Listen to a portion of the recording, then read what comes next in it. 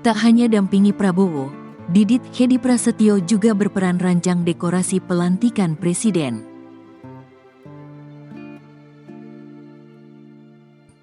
Presiden terpilih Prabowo Subianto resmi dilantik dan mengucapkan sumpahnya sebagai Presiden RI baru, menggantikan Presiden Joko Widodo, Jokowi, yang lengser mulai hari ini, Minggu, tanggal 20 Oktober tahun 2024.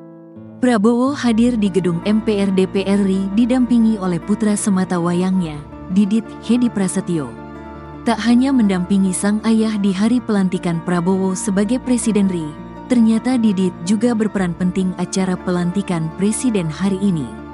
Didit diketahui turun tangan langsung dalam merancang dekorasi acara pelantikan Presiden di gedung MPR DPR RI. Hal tersebut diungkapkan oleh politisi Partai Gerindra sekaligus keponakan dari Prabowo, Budi Satrio Djiwandono. Mas Didit memang mempunyai bakat yang luar biasa. Mas Didit sudah terkenal di seluruh dunia. Di acara keluarga, di acara besar memang Mas Didit itu sering memberikan pandangan dan sentuhan-sentuhannya. Dan untuk acara pelantikan ini, saya bisa kasih info sedikit.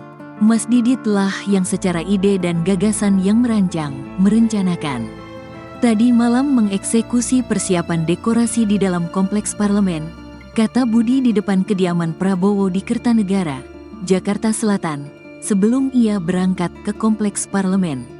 Budi menyebut, dalam dekorasi pelantikan Presiden ini, Didit ingin memberikan nilai dan kultur tersendiri di dalamnya.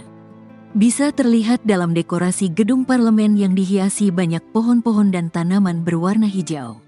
Dekorasi tersebut dipilih Didit untuk menggambarkan tanah dan alam Indonesia yang begitu kaya. Ada memang nilai-nilai dan culture yang ingin Mas Didit sampaikan hari ini.